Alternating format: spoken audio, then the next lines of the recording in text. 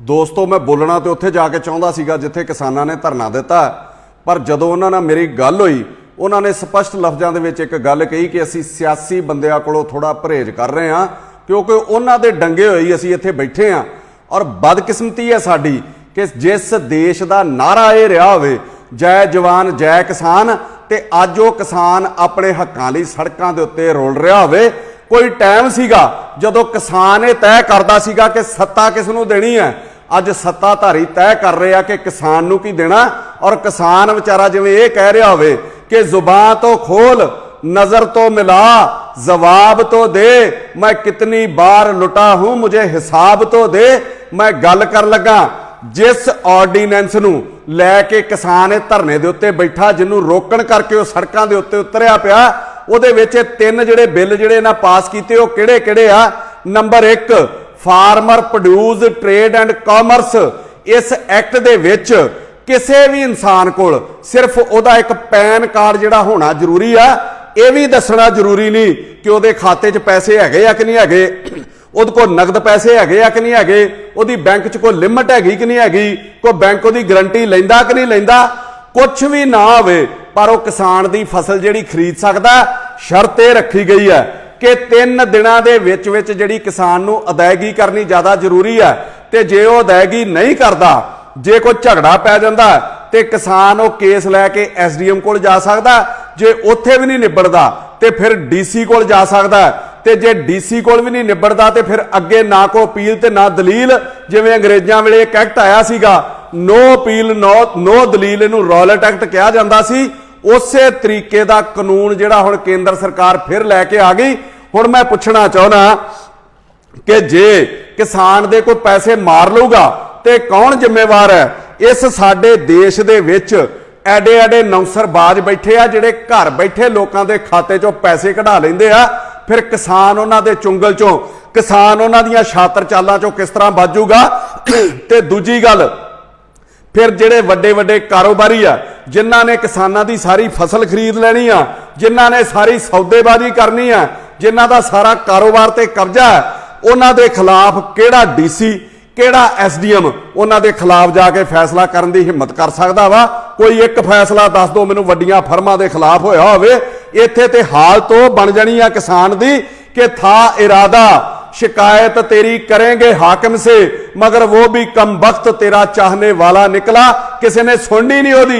दूजा act 1955 असैंशियल commodity के जरूरी वस्तां दे उत्ते जिहड़ा साडे कानून सीगा कि कोई भी व्यापारी ਉਹਦੀ एक मात्रा रखी गई सी कि इस तो वध मात्रा दे विच ਉਹ स्टॉक नहीं रख सकदा, किसी चीज़ का भी किसी चीज़ का जखीरा नहीं इकट्ठा कर सकता।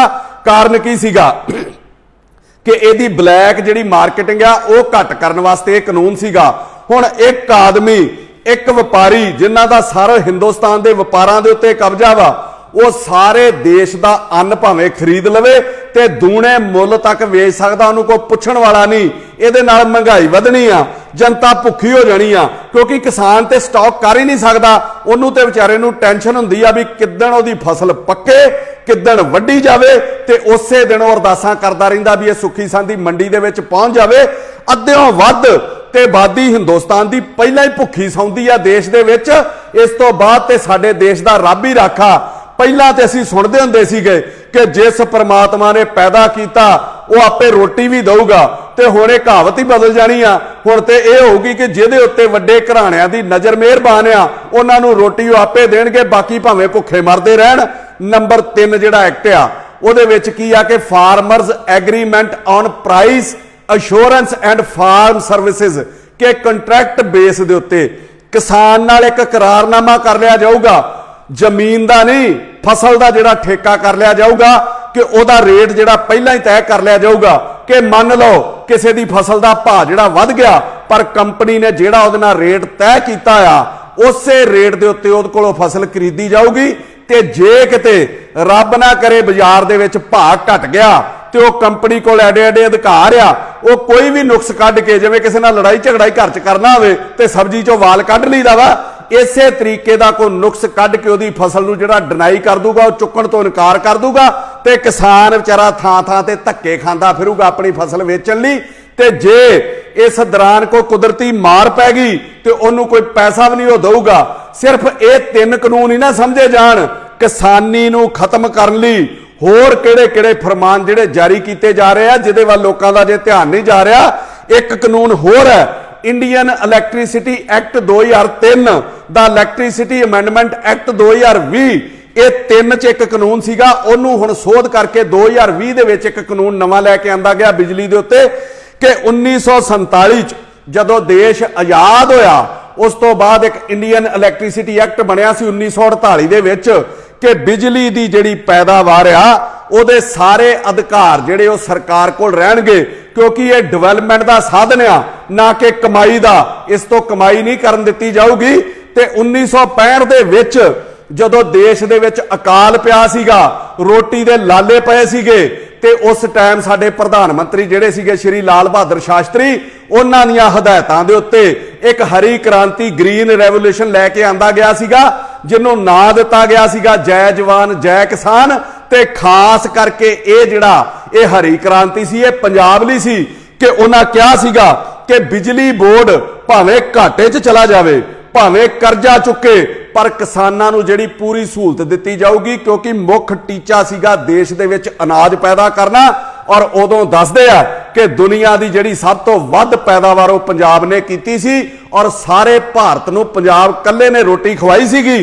ते जदों अपना फायदा निकल गया ते हुण गल वो करती कि मतलब निकल गया तो पहचानते नहीं, ऐसे छोड़ रहे हैं जैसे जानते नहीं। उस तो बाद 1948 तो बाद 1965 का जिहड़ा जय जवान जय किसान के नारे तो बाद 2003 दे विच ROR 16 नूं कहा जाता रेट ऑफ रिटर्न एक एक्ट लैके आया गया, जिहदे विच ये कीता गया कि सिर्फ बिजली बोर्ड नूं घाटे च नहीं रहन दिता जाऊगा, 16% इस तो मुनाफा जिहड़ा कमाया जाऊगा। 2003 दे विच इहदे विच कानून च सोध करके कीता गया कि जिहड़ी पैदावार आ वो प्राइवेट हत्थां 'च भी दे दित्ती जाऊगी, पर जिहड़ी डिस्ट्रीब्यूशन आ, जिहड़ी वंड आ, जिहड़ी सप्लाई आ, वो सरकार करूगी। ते हुण 2020 दे विच इंडियन इलैक्ट्रिसिटी एक्ट 2020 ਇਹਦੇ ਵਿੱਚ ਸੋਧ ਕਰਕੇ ਜਿਹੜੀ ਬਿਜਲੀ ਦੀ ਵੰਡ ਆ, ਜਿਹੜੀ ਸਪਲਾਈ ਆ, ਉਹ ਵੀ ਪ੍ਰਾਈਵੇਟ ਹੱਥਾਂ ਦੇ ਵਿੱਚ ਦੇ ਦਿੱਤੀ ਜਾਊਗੀ ਔਰ ਇੱਕ ਸਾਰ ਇੱਕ ਸਲੈਬ ਹੋਊਗੀ ਸਾਰੇ ਰੇਟ ਦੀ, ਚਾਹੇ ਕੋਈ 100 ਯੂਨਿਟ ਵਰਤ ਲੇ, ਚਾਹੇ ਕੋਈ 500 ਯੂਨਿਟ ਵਰਤ ਲੇ, ਚਾਹੇ ਕੋਈ 5000 ਯੂਨਿਟ ਵਰਤ ਲਵੇ, ਉਹਦੇ ਤੇ ਇੱਕੋ ਹੀ ਰੇਟ ਜਿਹੜਾ ਤੈਅ ਕੀਤਾ ਜਾਊਗਾ। ਕਿਸਾਨਾਂ ਦਲਤਾਂ ਨੂੰ ਜਿਹੜੀ ਬਿਜਲੀ ਮਾਫ ਮਿਲਦੀ ਆ, ਉਹਨਾਂ ਨੂੰ ਪਹਿਲਾਂ ਬਿਜਲੀ ਦਾ ਬਿੱਲ ਜਮ੍ਹਾਂ ਕਰਾਉਣਾ ਪਿਆ ਕਰੂਗਾ, फिर उन्होंने खाते दे विच पैसे जिहड़े वो वापस आया करनगे। केंद्र सरकार ने इहनूं नाम दिता DBT, direct benefit transfer of subsidy. कारण की है? केंद्र कहंदा कि राज सरकारां दी करप्शन करके जो पैसा जिस काम लई आउंदा है लाउंदियां ही नहीं, चाहे वो स्कॉलरशिप दा होवे, चाहे वो मकानां दे पैसे होण, चाहे सिक्ख्या दे पैसे, चाहे हैल्थ दे पैसे, चाहे मनरेगा, चाहे गैस सिलेंडर आ, चाहे स्किल इंडिया के नाम के उत्ते पैसे आउंदे आ, वो लोकां तक पूरे पहुंचते नहीं। और एडी बेशर्मी की गल आ कि नीति आयोग का एक मैंबर पंजाब च आया होवे और वो कह के गया होवे कि देश के 5-4 सूबे दे विच सब तो वध जिहड़े भ्रिष्ट सूबे आ, उन्हां दे विच पंजाब भी आउंदा। इत्थों दे लीडर जिहड़े वो बहुत पैसे खांदे आ और सीधा सीधा जिहड़ा लाभ आ वो लाभ पात्री तक जांदा ही नहींगा। हालत की है? सूबा सरकारां नूं जिहड़े भी चलाउंदे आ, चाहे वो काली आ, चाहे वो कांग्रेसी आ, उन्हां नूं इन्हां चीज़ां दे नाल फर्क ही कोई नहीं। उन्हां नूं सिर्फ अपने घर भरन दे नाल मतलब है। जे उन्हां लई मैं 4 लेना कह लवां ते मैनूं कोई गरेज नहीं होऊगा कि डंगर रस्सा चब्बणों ना डकियां हटदे, कुत्ते बह गए राज ते फिर चक्की चटदे, पत्थर उत्ते बूंद ना कोई असर दिखावे, कदे बंदे दी मानका आदत ना जावे। इन्ने हालात बिगड़ गए, पर इन्हां दियां हालातां दे विच, इन्हां दे हालतां दे विच कोई सुधार नहीं आया। इन्हां लीडरां दियां च केंद्र ने अपनी सोच नाल जो कीता, मैं नहीं कहंदा वो गलत है, वो ठीक है, पर दूजा पहलू उन्हें देखा ही नहीं कि पंजाब च किसान बहुत छोटे आ, घट जमीनां वाले आ। एक एक मोटर का बिल जिहड़ा उन्हां दा 45 तो 50 हज़ार रुपया जिहड़ा साल दा आउंदा, वो पहलां कित्थों जमा कराउणगे? उन्हां कोल ते रोटी अपनी जोगे भी पैसे नहीं हुंदे, बच्चिआं दी पढ़ाई जोगे भी पैसे नहीं हुंदे। किसान ते भुखा मर रहा, वो बिजली दे बिल नहीं जमा कराऊगा पहलां इन्हां नूं ते वो बिजली कट देणगे। जे बिल ना जमा कराया ते साधन की बचूगा उहदे कोल? ये केंद्र ने नहीं सोचिया। ते वड्डी मार की है कि कोई भी खपतकार जिहड़ा वा वो कोर्ट दे विच नहीं जा सकता, वो ना SDM को जा सकता, ना DC को जा सकता, ना हाई कोर्ट जा सकता, ना सुप्रीम कोर्ट दे विच जा सकता। जो जा सकता है ओदी कोई सुनवाई शुरू करूगा तो जिहड़ा बिजली का रेगूलेटरी कमिशन है सिर्फ ओदी सुनवाई कर सकता। ते रेगूलेटरी कमिशन के चेयरमैन मैंबर ये पहलां जिहड़ियां राज दीयां सरकारां लाउंदियां सी ते हुण जिहड़ा नवें एक्ट के मुताबिक आ इन्हां दी नियुक्ति भी जिहड़ी केंद्र करूगा ते ये जिहड़े चेयरमैन लगने आ ये मैंबर लगने आ। तुसीं की सोचदे हो वड्डे घराणिਆਂ दी मर्जी दे नहीं लगने, ये ते उन्हां दे CEO बन के बह जाणगे, उन्हां दे हक च काम करनगे। कौन सुनवाई करूगा गरीब दी? खपतकार ते हर केस हारूगा, उसकी किते सुनवाई नहीं होनी। कि जिवें किसी शायर ने बड़ा वधिया कहा कि तुम्हारा शहर तुम ही मुद्दई तुम ही मुनसिफ, मुझे यकीन है कि कसूर मेरा ही निकलेगा। सरकारां वड्डे व्यापारियों नूं फायदे दे चक्कर दे विच इह क्यों भुल गईयां कि किसान दुनिया का सब तो जिहड़ा रिस्की इन्वेस्टर है, जिहड़ा खुले आसमान दे विच अपनी रास पूंजी रखदा, कोई छोटे तो छोटा कारोबारी भी होवे, चाहे वह मोची होवे, चाहे वह कोई मतलब छोले भटूरे वेचण वाला होवे, कोई भी होवे, वो अपनी छोटी तो छोटी दुकान नूं भी ताला ला के जांदा। पर किसान जिहड़ा 6 महीने सौ के नहीं वेखदा, हर छोटे तो छोटे काम का बीमा हैगा, पर किसान की फसल का कोई बीमा नहीं। सरकारां दोवें वादे जिन्ना जिन्ने ने कीते, चाहे वह स्टेट गवर्नमेंट है चाहे वह सेंटर गवर्नमेंट है, मैनीफेस्टो दे विच ते ओह कहिंदे सी किसानां नूं सहूलतां देवांगे, इन्हां दे कर्जे माफ करांगे, स्वामीनाथन की जिहड़ी रिपोर्ट आ उहनूं लागू करांगे। पर हालात की बन गए? पूरे किसी ने भी नहीं कीते। मतलब कोई भी बंदा अपने वादे नहीं निभाउंदा। जे मैं इन्हां नूं इह कहां कि गीत लिखे भी तो ऐसे कि सुनाए ना गए, जख्म यूं लफ्ज में उतरे कि दिखाए ना गए, और आज तक रखे हैं और आज तक रखे हैं पछतावे की अलमारी में चोन मैनिफेस्टो के वादे जो दोनों से निभाए ना गए।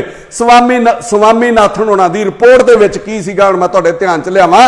उन्हां ने कहा सीगा कि जदों एक सरकारी मुलाजम नूं तनख्वाह दे नाल कई भत्ते मिलते ਉਹਦੇ परिवार वास्ते, मैडिकल भत्ता ਉਹਦੇ परिवार ਨੂੰ भी मिलता, नाल हाउस रेंट मिलता, इत्थों तक कि वर्दी धोण तक, जे कोई वर्दी पाउंदा धोण तक का भी भत्ता दिता जाता। जे किते जज लगे आ उन्हां नूं पर्दे धोण तक का भत्ता दिता जाता। फिर किसान का पूरा परिवार खेती नूं समर्पित हुंदा, जिन्ना इहनूं भी भत्ते देने बहुत ज़्यादा जरूरी है। कल्ले ओदी मेहनत दे नाल ओदे परिवार का गुजारा नहीं चल सकता। वो रिपोर्ट ना लागू करने करके किसान दे अज हालात हो गए। उन्हें कहा सीगा अपनी रिपोर्ट दे विच कि जिन्ना खर्चा फसल दे उत्ते आउंदा है उहदा 50% जिहड़ा भत्ता किसान नूं दिता जावे। मान लो जे 10,000 रुपया खर्चा आया तो 5,000 उहनूं नाल दिता जावे, 15,000 करके इहदे नाल सूचक अंक दे नाल चलिया जावे जां महंगाई दे हिसाब दे नाल चलिया जावे।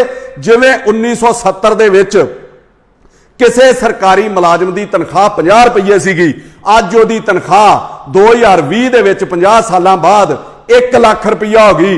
ते जे उदों किसान की कणक की कीमत 80 रुपये सीगी, हुण ते लखां च पहुंच जानी चाहिए सी। उन्होंने पैसे किन्ने मिलते आ? 1800 रुपया क्विंटल का। जिवें 1970 दे विच तेल की कीमत 60 ਤੋਂ 70 पैसे सीगी, वो 100 गुणा वध के अज 75 रुपये का हो गया। मतलब 100 गुणा वधिया। ते जे कणक उस टाइम ते 70 रुपये क्विंटल सी, इनू 100 नाल गुणा करके कम से कम 7,000 रुपया तो उन्होंने मिलना चाहिए। वादे ये सीगे वो तो पूरे नहीं किए गए। ते फिर एडी की आफत आ गई देश दे विच, नैशनल मैडिकल जिहड़ी एमरजेंसी चल रही है, फिर बैकडोर ते जाके ब्लैक आवर दे विच ये बिल क्यों पास किया गया, किहड़े घराणिਆਂ दे दबाव च किया गया? देश ते महामारी दे नाल जूझ रहा वा। फिर ये कानून एडी छेती इन्हां दिनां दे विच लियाउण दी की लोड़ सी? किते ना किते वड्डे घराणे जिन्हां ने पैसा कमाउणा, जिन्हां ने सरकारां बनाउण दे उत्ते पैसा लाउणा, उन्हां दा किन्ना क दबाव सीगा। ते सरकार तर्क की दिंदी आ किसानां दी फसल ना चुकण दा कि ये पैसटीसाइड कीटनाशक जिहड़ियां दवाइयां इन्हां दी वरतों बहुत ज़्यादा हुंदी आ, विदेशों दे विच फसल विकदी नहीं, ते जदों उत्थे जाके रिजेक्ट कर दिंदे आ ते उहनूं वापस असीं लिया नहीं सकदे, उहदा खर्चा बहुत ज़्यादा आउंदा ते इह सुੱਟਣਾ पैंदा। हुण सवाल की है कि कीटनाशक जिहड़ी दवाइयां दी वरतों आ वध पैदावार करने लई किसान नूं मजबूर किने कीता? जदों किसान नूं कई दहाकिਆਂ ਤੋਂ ਉਹਦੀ फसल का मुल ही नहीं मिल रहा, वो करजाई हो रहा, वो भुखा मर रहा, फिर वो करे कि अपनी पैदावार ਵਧਾਉਣ ਲਈ ਉਹਨੇ फिर ये तरीका ਜਿਹੜਾ ਵੇਖੋ ਵੇਖੀ अपना लिया और ਅੱਜ ਇਹ ਸਭ ਨੂੰ ਭੁਗਤਣਾ ਪੈਣ ਡਿਆ ਵਾ।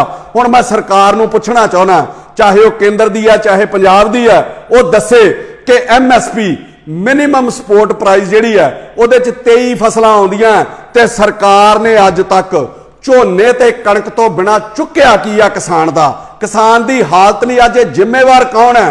ਇਹਦੇ ਨਾਲ मैं किसानी तो लहदा ਜਿਹੜੇ लोग आ ਉਹਨਾਂ ਨੂੰ भी ये कहना चाहना कि मत सोचो इस आर्डीनेंस दे नाल, इस कानून दे नाल सिर्फ किसान नूं फर्क पैना, सारी अर्थ व्यवस्था नूं, सारी इकोनॉमी नूं इहदे नाल फर्क पैना, क्योंकि सारी इकोनॉमी जिहड़ी है वो किसान दे सिर ते चलदी है, फसल दे सिर ते चलदी है। फसल वेच के खरीददारी हुंदी है, चाहे वो कपड़ा है, चाहे वो खाण पीण दा समान है, चाहे वो लोड़ां ने, चाहे वो कारां ने, हर लड़ींदियां चीज़ां ते लग्जरी दी जिहड़ी खरीददारी है वो किसान दे मतलब काम करन तो शुरू हुंदी है। ते जे वड्डे घराणियां दा किसानी दे उत्ते कब्जा हो गया ते आटोमैटिकली ये समझ लो कि तुहाडे कारोबार ते भी उन्ना ही फर्क पैना, क्योंकि उन्हां कारोबारियां दे वड्डे वड्डे मॉल्स ने जिहदे विच हर चीज़ उपलब्ध है, वो किसान नूं मजबूर करनगे, चाहे वो लालच वस होवे, चाहे वो बिजली दी छोट दे के होवे, उत्ते को पैसे घटा के होवे, चाहे फसल दे मुੱਲ दे उत्ते को सहूलत दे के होवे, इहदे नाल किसान नूं मजबूर ते लालच देणगे कि तुहाडी जिहड़ी खरीददारी है वो साडे दारियां तो कीती जावे लड़ींदियां, ते तुसीं भी रोवोगे जे अज तुसीं एक दूजे दा साथ ना दिता ते खीरे टाइम तुहाडे ते भी आउणा। तुहाडे ते किसी शायर ने बड़ियां वधिया लाइनां लिखियां जिहड़े एक दूजे दा तमाशा वेखदे आ कि जलते घर को देखने वाले फूस का छप्पर आपका है, जलते घर को देखने वाले फूस का छप्पर आपका है, आग के पीछे तेज हवा है, आगे मुकद्दर आपका है, उसके कत्ल पे मैं भी चुप था, मेरा नंबर अब आया है, मेरे कत्ल पे आप भी चुप हैं, अगला नंबर आपका है। सब तो वड्डा जिहड़ा नुकसान होण जा रहा वो लोकतंत्र दा जिहड़ा वो घाण होण जा रहा कि देश दे विच 14.6 14.5 करोड़ तो उपर जिहड़े परिवार आ किसान आ, ते पंजाब ते एक परिवार च 5-5 जी मान सकते हैं। यूपी बिहार दे विच 10-10 तो भी उपर जिहड़े जी ने, देश दी 70-75% जिहड़ी आबादी आ किसानी ते निर्भर आ, मतलब 100 करोड़ दे करीब लोग जिहड़े किसानी ते निर्भर ने, वो वड्डे घराणिਆਂ दे प्रभाव हेठ आ जाणगे। जिवें कोई फैक्टरी वाला, जिवें कोई दुकान वाला अपने मुलाजम नूं, अपने वर्कर नूं कह के उन्होंने सौं पवा के वोटां पाउंदा ना कि फलानी थां दे उत्ते वोट पाउणी, तेरा मैं आ लाइनस दूंगा, तेनों आ मैं विच अलाउंस दे दूंगा, आ कुछ तेरे लिए कर दूंगा, वोटां फलाने बंदे नूं पाउणीआं। इसे तरीके का कब्जा जिहड़ा देश दे उत्ते होण जा रहा, होना इत्थे भी इहो ही आ, लोकतंत्र दा घाण हो जाना, इन्हां दे चुंगल चों बाहर आ ही नहीं सकना किसान ने।